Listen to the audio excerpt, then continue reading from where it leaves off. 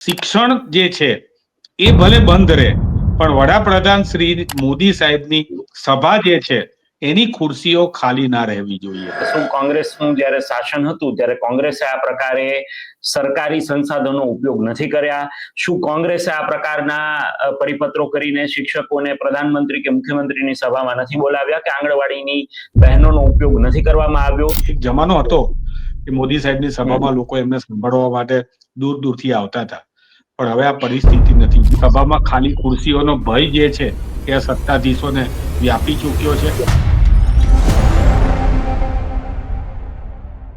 નમસ્કાર, હું છું ભૂમિત જાની. આપ જોઈ રહ્યા છો સત્યાર્થ મંથન. વડાપ્રધાન નરેન્દ્ર મોદી ગુજરાત પ્રવાસે આવી રહ્યા છે અને 25 અને 26 ઓગસ્ટના એટલે કે સોમવાર અને મંગળવાર આવી રીતે 2 દિવસીય ગુજરાત પ્રવાસ તેઓ આવી રહ્યા છે. આ દરમિયાન અનેકવિધ કાર્યક્રમો છે, વિકાસના કાર્યક્રમો છે, એ બધી જ વાત બરાબર, પરંતુ એક ચોંકાવનારી બાબત એ સામે આવી છે કે પ્રધાનમંત્રી મોદી જે વિસ્તારની મુલાકાત લેવાના છે, અમદાવાદ શહેરમાં જે જગ્યા પર જવાના છે, ત્યાંની જે શાળાઓ છે, ત્યાંના જે શિક્ષકો છે, તેમને આ પ્રધાનમંત્રી નરેન્દ્ર મોદીની સભાની અંદર, તેમના કાર્યક્રમની અંદર ઉપસ્થિત રહેવા માટે શિક્ષકોને અને કહેવાય ને કે આખું શિક્ષક તંત્રને કામે લગાડી દીધું છે. જનસંખ્યા બતાડવા માટે એક આખો પ્રયત્ન કરવામાં આવી રહ્યો છે અને તેનું ડીઓ દ્વારા આચાર્યોના જે ગ્રુપ હોય, શિક્ષકોના ગ્રુપ હોય, તેની અંદર મેસેજ અને લિંક એ ફરતા થયા છે અને રજીસ્ટ્રેશન માટે તેમને કહેવામાં આવી રહ્યું છે. પ્રશ્ન એ ઉઠી રહ્યો છે કે જ્યારે વડાપ્રધાન શ્રી આ કાર્યક્રમની અંદર આવશે અને જે વિસ્તારની અંદર તેઓ જશે, ત્યાંની શાળાઓની અંદર જો શિક્ષકો વડાપ્રધાન નરેન્દ્ર મોદીના કાર્યક્રમની અંદર જશે તો ત્યાં અભ્યાસ કોણ કરાવશે અને આપણી શિક્ષણ વ્યવસ્થાનું શું? એ દિવસના શિક્ષક એ બાળકોને અભ્યાસ કેવી રીતે કરાવશે? અને આ મુદ્દા પર વાત કરવી છે, ત્યારે આ મુદ્દા પર વાત કરવા માટે મારી સાથે કોંગ્રેસના પ્રવક્તા હેમાંગભાઈ જોડાયા છે અને તેમની સાથે વિસ્તૃત આ મુદ્દા પર ચર્ચા કરવી છે કે ખરા અર્થમાં આ નિર્ણય અને જ્યારે ડીઓએ આ પ્રકારના આદેશો કર્યા છે વોટ્સઅપ ગ્રુપના માધ્યમથી, તે કેટલું યોગ્ય છે. હેમાંગભાઈ છે મારી સાથે. હેમાંગભાઈ નમસ્કાર, આપનું સ્વાગત છે.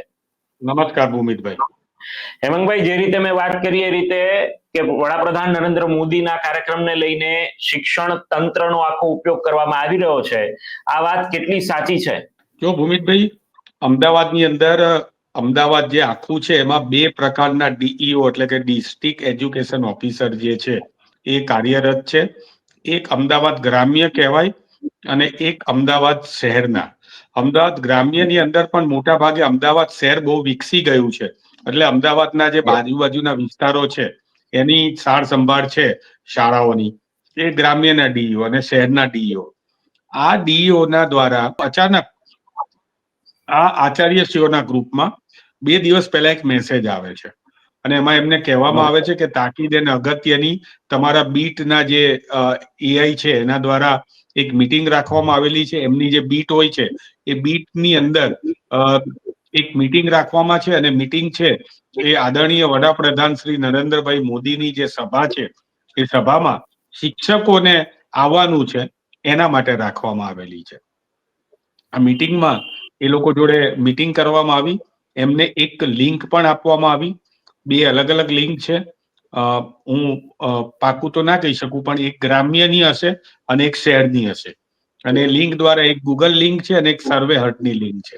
એ લિંક દ્વારા એ ક્લિક કરીને એક ફોર્મ ભરવાનું આવે જેમાં શાળાનું નામ આવે છે અને ત્યારબાદ શાળાના શિક્ષક 1 એનો મોબાઈલ નંબર, શિક્ષક 2 એનો મોબાઈલ નંબર, એમ 20 સુધીના એટલે કે 10 શિક્ષકો ના અંદર કોલમ રાખવામાં આવેલા છે.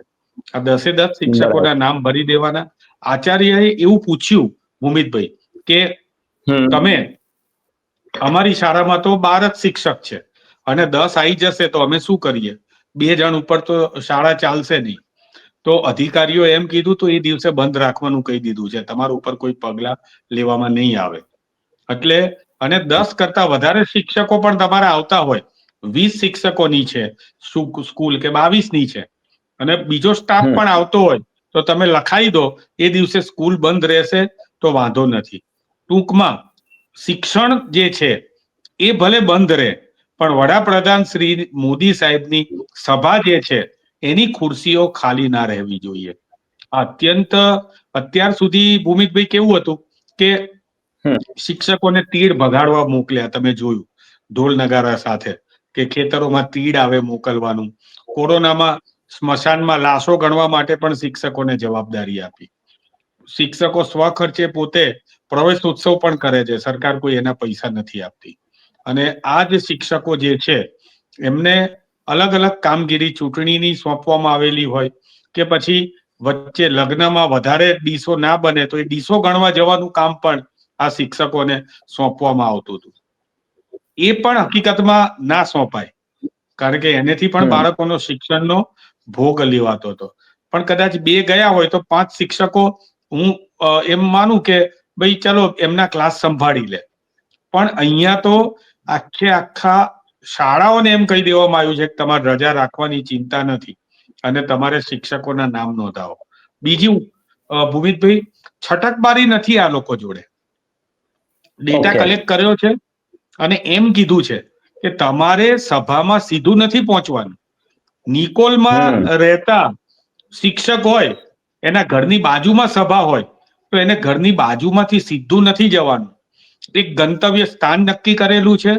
ત્યાં AMTS એટલે કે અમદાવાદ મ્યુનિસિપલ ટ્રાન્સપોર્ટ સર્વિસની જે બસ છે, એ બસ પણ મારા તમારા સરકારી જે આપણા ટેક્સોના પૈસે અત્યારે ખોટમાં ચાલી રહી છે, AMTS ની બસ ત્યાં રાખવામાં આવેલી છે. એ બસમાં બેસીને તમારે જવાનું છે. 4:30 ની સભા છે. મોદી સાહેબ 6-7 વાગે પ્રાઇમ ટાઈમમાં ચાલુ થશે સભા. શિક્ષકોને 1:30 થી 1:45 વાગે બોલાવી લેવામાં આવેલા છે. અને શાળામાં રજા રાખી દો, કોઈ ચિંતા નથી. અને એ પ્રમાણે કાઉન્ટિંગ ગણીને, માથા ગણીને શિક્ષકોને ત્યાં જયારે બોલાવવામાં આવે છે, આ બહુ જ અત્યંત મને એવું લાગે છે કે માનનીય મોદી સાહેબને પણ આ વાતની ખબર નહીં હોય. અહીંના જે એમના જે સંચાલકો છે, જે ભાજપના અહીંના એમના નેતાઓ છે, એમણે તો એમને કહી દીધું કે અમે તમારી સભા ભરી આપીશું, લોકોનો બહુ ઉત્સાહ છે. પણ હકીકતમાં જોવા જઈએ તો લોકો નિરુત્સાહ છે.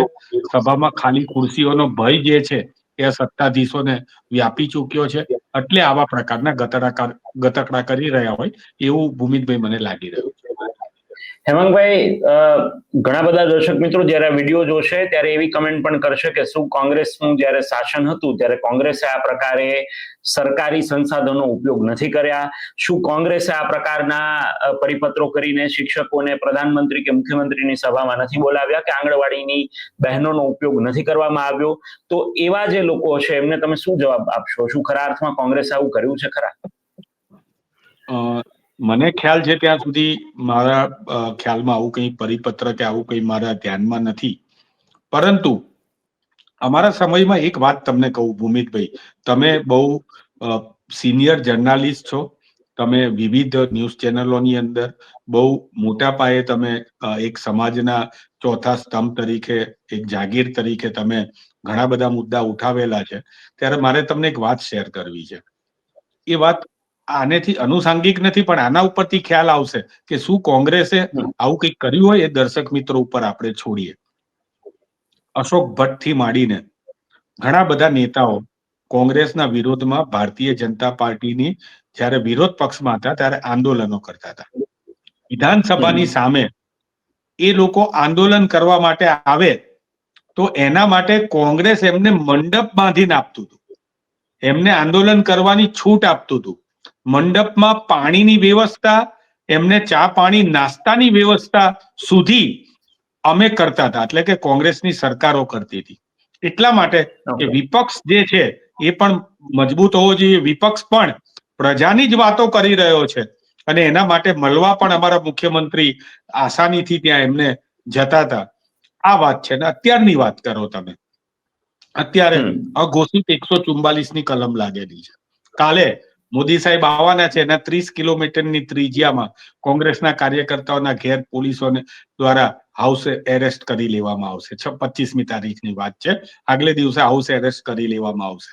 અને બધી જ જગ્યાએ જ્યાં જ્યાં 144ની કલમ વારંવાર એનો ઉપયોગ કરવામાં આવે છે, અમને સામાન્ય ધરણા પ્રદર્શનની પણ મંજૂરી આપવામાં આવતી નથી. અને આ જે ડર છે, શાસકને વિપક્ષનો ડર છે, મને લાગે છે કે આ ડર અત્યારના સંજોગોમાં હોવો જોઈએ, હું તો એમ માનું છું. ભલે અમને આટલા પ્રતિપાદિત કરે છે, પણ એ હોવો જોઈએ, કારણ કે આ ડરના લીધે જ વિપક્ષ વધારે મજબૂત થશે અને અમે જનતાના પ્રશ્નો વધારે ને વધારે ઉઠાવવાનો પ્રયત્ન કરીશું. ભૂમિતભાઈ, વાત હતી કે કોંગ્રેસના શાસનમાં, હું ચેલેન્જ આપીને કહું છું કે કોંગ્રેસના શાસનમાં કોઈ દિવસ શિક્ષણ બગાડીને, કારણ કે કોંગ્રેસના જમાનામાં તો બંધારણ આવ્યું અને બંધારણની અંદર શિક્ષણ અને આરોગ્ય એ સરકારોની જવાબદારી હતી. કદાચ આવું સપનામાં પણ કોઈ કોંગ્રેસના પીઢ કોંગ્રેસ એવું વિચારી ના શકે કે શિક્ષણની બગાડીને, શિક્ષણની રજા રાખીને, હા, શિક્ષકોને ચૂંટણીના કામમાં જોતરવામાં આવતા હતા. શિક્ષકોને એ વખતે, અમારી સરકાર વખતે પણ શિક્ષકોને ચૂંટણી સિવાય અન્ય કામો, વસ્તી ગણતરીના કામોમાં જોતરવામાં આવતા હતા. પણ મોટા ભાગે એમને વેકેશનમાં કામ સોંપવામાં આવતું હતું અને એ વેકેશન દરમિયાન એ કામ કરે એમનું એમને અલગથી મહેનતાણું પણ આપવામાં આવતું હતું. ઓકે, હેમાંગભાઈ, આપે જે વાત કરી તેના પરથી બીજો પ્રશ્ન પૂછું છું કે જો ખરા અર્થમાં જનતાને તમે જે રીતે કહી રહ્યા છો કે તેમના બાળકોને જે સરકારી શાળાઓની અંદર 25 અને 26 તારીખે જેમને રજા રહેવાની છે અથવા તો જેઓની શાળાની અંદર શિક્ષક ગેરહાજર રહેવાના છે, આવા બાળકોના વાલીઓની જે આખી એક વેદના હશે, શું તેના માટે કોંગ્રેસ અવાજ ઉઠાવશે ખરા? શું તેના માટે કોંગ્રેસ આગળ આવીને એમનું શિક્ષણ ન બગડે એ માટે રાજ્ય સરકારને અથવા તો તેને લઈને જનતાની વચ્ચે આ મુદ્દા સાથે પહોંચે ખરા? કે ખરા અર્થમાં જ્યારે પ્રધાનમંત્રી કે મુખ્યમંત્રીના કાર્યક્રમ હોય ત્યારે તેની અંદર શિક્ષણ જગતને નુકસાન પહોંચે, સરકારી શિક્ષણ વ્યવસ્થાનો ઉપયોગ થાય અને શિક્ષકોનો ઉપયોગ થાય, આવું ન થવું જોઈએ સભાની અંદર. ચૂંટણીનો કાર્યક્રમ હોય તો વાત અલગ છે. જો ભૂમિતભાઈ, પહેલા તમારી વાતમાં એક નાનકડું કરેક્શન લાવું કે આ જે ડીઓ દ્વારા મેસેજ મોકલવામાં આવેલો છે એ માત્ર સરકારી શાળાઓ માટે નહીં, બધી જ શાળાઓ, એમાં પ્રાઇવેટ પણ આવી ગઈ. જેમ રાજકોટની અંદર તમારી ધોળકિયા સ્કૂલ છે તો એ પણ આવી ગઈ આની અંદર. એટલે સમગ્ર શિક્ષણની વાત છે આની અંદર. એટલે એ દરેક શાળાઓને મેસેજ મોકલવામાં આવેલો છે. દરેક શાળા જોડેથી શિક્ષકોના નામો લેવામાં આવ્યા છે. આજે આ બાબતને જ્યારે અમને જાણ થઈ ત્યારે અમારી જોડે એના પુરાવા છે, ગ્રુપમાં આવેલા સ્ક્રીનશોટ છે, મીટિંગો ક્યાં ક્યાં થઈ એની માહિતી છે, અને સ્ક્રીનશોટ પણ છે અને લિંક જે છે એ લિંક પણ હું આપને પ્રોવાઈડ કરું છું કે જેના દ્વારા આ વસ્તુ કરવાની છે. સૌ પ્રથમ તો જો અમે ખોટા હોઈએ તો સરકાર અમારા ઉપર ડેફર્મેશનનો દાવો કરે, અમને બદનક્ષીનો દાવો કરે, અને જો અમે ખોટા હોઈએ તો આ લિંક જેણે બનાવી છે એને તો 420 કરી છે. જો અમે ખોટા હોઈએ તો, અને આ ખોટી સરકારી લિંકો બનાવીને સરકારીના ડેટા એ કલેક્ટ કરવાની વાત હોય તો આ લિંક બનાવનાર ઉપર પણ કાયદાકીય કાર્યવાહી થવી જોઈએ, પણ આવું કંઈ નથી થવાનું. અમે તો આજે કોંગ્રેસ પક્ષ વતી મેં આ વસ્તુને ઉજાગર કરી છે. આગળ જતા અમારા NSUI ના કાર્યકરો, અમારા યુથ કોંગ્રેસના કાર્યકર્તાઓ આને જલદ આંદોલનમાં, જો સ્કૂલો બંધ રાખવામાં આવશે તો એ સ્કૂલોની બંધની અમે રિયાલિટી ચેક પણ કરીશું. બીજી વાત, મોદી સાહેબની સભામાં ભરપૂર લોકો સ્વયંભૂ આવે તો અમને કોઈ વાંધો જ નથી. કોઈને પાછું મનમાં એવું ના થાય કે મોદીના વિરોધી છે અને એમના પક્ષના નથી. એટલે અરે ભાઈ, તમે 1 લાખનો મંડપ બનાવો કે 5 લાખનો બેસવાનો બનાવો, અમને એનો વાંધો નથી, પણ તમારા ખર્ચે બનાવો, તમારા જોખમે બનાવો, સરકારી ખર્ચે નહીં. આ વિદ્યાર્થીઓને તો રજડી પડવાના જ છે, આટલા શિક્ષકો ત્યાં જવાના, પણ EMTS ની બસ છે જે અમદાવાદની લાઇફલાઇન કહેવાય, જીવાદોરી કહેવાય, એ EMTS ની બસો આટલી ઓછી થઈ જશે. એ બસમાં જે રોજ જનારા મુસાફરો છે, જે નોકરી કરવા વાળા છે, જે પેટીઓ રડનારા છે, એ લોકોની શું? એને તો બસનો પાસ મહિનાનો કઢાઈ લીધો છે. એને અમદાવાદથી વાસણાથી 32 નંબર મણિનગર જવાની હશે કે 200 નંબરનું સર્ક્યુલર રૂટમાં બેસવું હશે તો એ ક્યાંથી બેસશે? કારણ કે એમના માટે બસો જ એ દિવસે ઉપલબ્ધ રહેવાની નથી. ના છૂટકે પ્રાઇવેટ વાહનો, રિક્ષા કે શટલમાં એમને જવું પડશે. તો આ તો એક રીતે જોવા જઈએ તો સરકારી વ્યવસ્થા જે છે, જે મારા તમારા ટેક્સથી બનેલી છે, વળી પાછી એક મહત્વની વાત કરું, આમાં આ લોકોને કોઈ આ અમારી એએમટીએસ છે તો કરોડોના નુકસાનમાં છે. એએમટીએસ એટલે એક જમાનામાં કોંગ્રેસના શાસનમાં જેવી રીતે મુંબઈમાં બેસ્ટ હતી, એવી રીતે અમદાવાદની એએમટીએસ સમગ્ર વિશ્વમાં વખણાતી હતી. અમ્યુ ટ્રાન્સ, અમદાવાદ મ્યુનિસિપલ ટ્રાન્સપોર્ટ સર્વિસ, એવી રીતે ગુજરાતીમાં પણ એનો લોગો છે અને ઇંગ્લિશમાં પણ છે. આ આખા વિશ્વની અંદર મુંબઈની બેસ્ટ અને એએમટીએસ વખણાતી હતી. આજે એ ભરપૂર દેવામાં છે અને એમાં પણ આ એક બીજો વજ્રઘાત એના ઉપર આવવાનો છે, કારણ કે આના પૈસા તો ચૂકવાતા નથી. તમે 2023 સુધીનો મારી જોડે આંકડો છે ભૂમિતભાઈ, 2018, 19, 19, 20, 21, 22 ને 22, 23માં મુખ્યમંત્રી શ્રી અને વડાપ્રધાન શ્રીના કાર્યક્રમ માટે 36,000, અંડરલાઈન કરીને કહું છું, 36,000 એસટી બસનો ઉપયોગ કરવામાં આવ્યો છે. અને આ એસટી બસનું જે ભાડું છે એ, હું ખોટું ના હોઉં તો લગભગ 112-15 કરોડનું ભાડું છે. એમાંથી આજે પણ 40 કરોડ રૂપિયા એસટી ડિપાર્ટમેન્ટને ચૂકવાયા નથી. આ પરિસ્થિતિ છે. એક તરફ શિક્ષણ વ્યવસ્થા આખી ખોરવાઈ જાય, બીજી તરફ ટ્રાન્સપોર્ટ વ્યવસ્થા આખી ખોરવાઈ જાય. તમારે મોદી સાહેબને બોલાવવા છે, બોલાવો મોદી સાહેબનું શક્તિ પ્રદર્શન. તમારે આ મોદી સાહેબનું પોતાનું શક્તિ પ્રદર્શન નથી, આ નેતાઓ એમને બોલાયા છે એમનું પોતાનું શક્તિ પ્રદર્શન કરવા માંગે છે. દરેકને એક એક ટાસ્ક સોંપાયેલો છે કે તમારે આટલા માણસો લાવવાના છે. એના ભાગરૂપે આવા પ્રકારની જે કાર્ય કરવામાં આવે છે, મને લાગે છે આ નિંદનીય છે અને બાળકોના ઉપર ભવિષ્યની અંદર એમનું જે ભણતર બગડશે, મને લાગે છે 1 સેકન્ડ નહીં, 1 મિનિટ નહીં, 1 કલાક નહીં, પણ માઇક્રો સેકન્ડ પણ જો બાળકના ભણતરની બગડે તો આપણે આગળનો એક આધુનિક યુવાન દેશ માટેનો જે છે એને નુકસાન કરી રહ્યા છીએ. અચ્છા, તમને લાગે છે એવું કે જો આ સરકારી અને જે સંસાધનોનો ઉપયોગ કરવામાં આવી રહ્યો છે, શિક્ષકોની વાત છે, બાળકોની વાત છે, આંગણવાડીની બહેનોની વાત છે, જો આ બધાને ન બોલાવવામાં આવે અને તેમને કઈ એમનો ઉપયોગ કરવામાં ન આવે તો મોદી સાહેબની આ સભાની અંદર ખુરશીઓ ખાલી રહે અથવા તો જનમેદની ઉમટે જ નહીં, એમને સ્વયંભૂ લોકો. તમને લાગે છે? જુઓ ભૂમિતભાઈ, હું તમને ફરીથી એકવાર કહું છું, અમદાવાદની અંદર સહેજ પણ, અને આ વાત છે હું એક કોંગ્રેસી તરીકે નથી કહેતો, હું એક દેશના નાગરિક તરીકે કહું છું, અમદાવાદની અંદર મોદી સાહેબની સભાનો સહેજ પણ કરંટ નથી. અને કોઈને પણ ચાલુ દિવસે આવી રીતે પોતાનો સમય બગાડીને આવવાની કોઈ જેવી ઈચ્છા અપેક્ષાઓ નથી. એક જમાનો હતો કે મોદી સાહેબની સભામાં લોકો એમને સાંભળવા માટે દૂર દૂરથી આવતા હતા, પણ હવે આ પરિસ્થિતિ નથી. જે જગ્યાએ, જે નિકોલમાં આ સભા ભરાય છે, એ નિકોલની પરિસ્થિતિ તો જુઓ તમે. અત્યારે ગાબડા જેમ થીગડા મરવાના હોય એમ આખા નિકોલની અંદર અત્યારે કામગીરી થઈ રહી છે.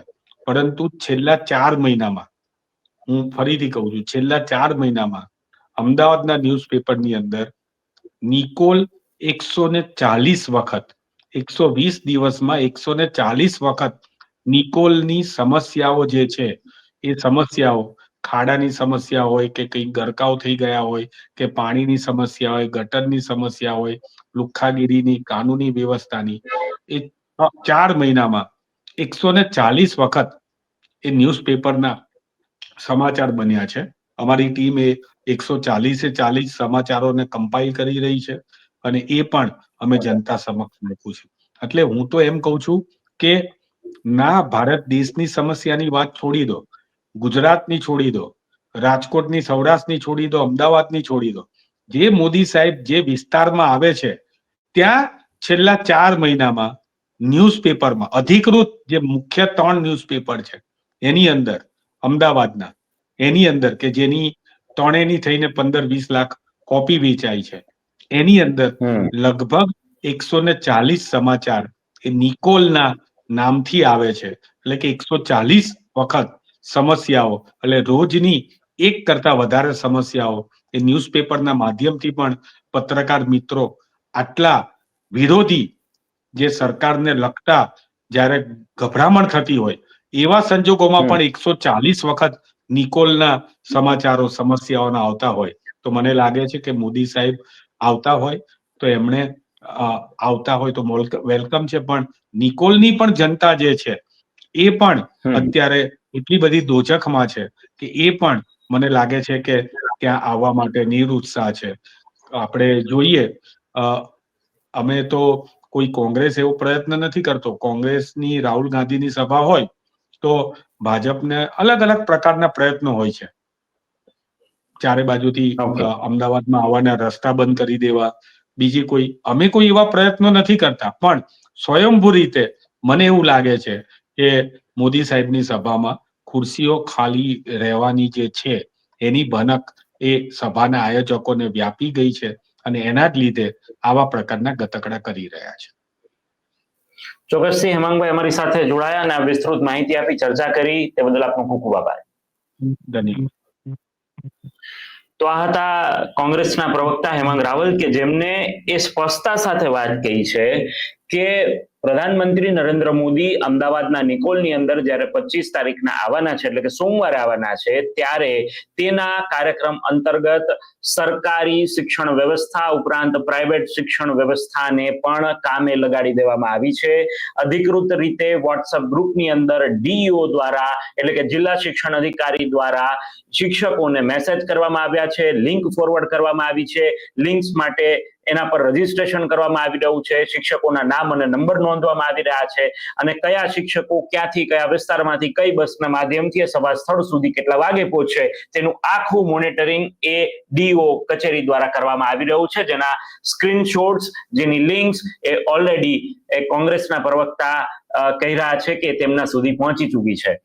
આ વાત ખાલી એટલી જ છે કે જ્યારે દેશના વડાપ્રધાન એ ગુજરાતની અંદર આવતા હોય અને ગુજરાતના પનોતા પુત્ર હોય તો સૌ કોઈને એમના આગમનથી, એમના ગુજરાત પ્રવાસને લઈને એક કહેવાય ને કે એક ઉમળકો હોય, એક ઉત્સાહ હોય. પરંતુ તેનો મતલબ એ નથી કે ઉત્સાહના અતિરેકની અંદર ક્યાંક તમે સરકારી અને જે શિક્ષણ વ્યવસ્થા છે, જે શિક્ષકો છે, એ શિક્ષકોનો ઉપયોગ તમે આ જનમેદની એકઠી કરવામાં લગાડો. વધુ કશું મારે કહેવાની જરૂર હોય તેવું મને લાગતું નથી. જનતા ખૂબ જ સમજુ છે, શાણી છે, અને એટલા માટે માત્ર એક અનુરોધ કરવો છે કે જ્યારે તમને સાચા મુદ્દા લાગતા હોય અને સત્યાત્મંથન, સત્ય અને તથ્ય સાથે જો મુદ્દાઓ ઉઠાવતું હોય અને તમને લાગતું હોય કે આ મુદ્દો વ્યાજબી હતો, તો આપ અમારી યુટ્યુબ ચેનલ સબસ્ક્રાઇબ કરી, ફેસબુક પેજ લાઈક અને ફોલો કરી દેજો, જેથી કરીને અમને પણ તમારા સપોર્ટ મળતો રહે અને અમારા મુદ્દા સાચા છે તેવી અનુભૂતિ પણ અમને થતી રહે. આપને આ મુદ્દાને લઈને જો કોઈ પ્રતિક્રિયા આપી હોય તો કમેન્ટ બોક્સની અંદર જરૂરથી આપ જણાવી શકો છો. ત્યાં સુધી મને રજા આપો. ફરીથી મળીશું નવી વાત અને નવા મુદ્દા સાથે. આપ જોડાયેલા રહો સત્યાત મંથન સાથે. નમસ્કાર. સત્યાત મંથનની યુટ્યુબ ચેનલ સબસ્ક્રાઇબ કરવાનું અને બેલ આઇકોન પ્રેસ કરવાનું, સાથે જ સત્યાત મંથનનું ફેસબુક પેજ લાઇક અને ફોલો કરવાનું અને ઇન્સ્ટાગ્રામ પેજ સાથે જોડાવાનું પણ આપ ચૂકશો નહીં. અત્યારે બસ આટલું જ. મને આપશો રજા. આપ જોડાયેલા રહો સત્યાત મંથન સાથે. નમસ્કાર.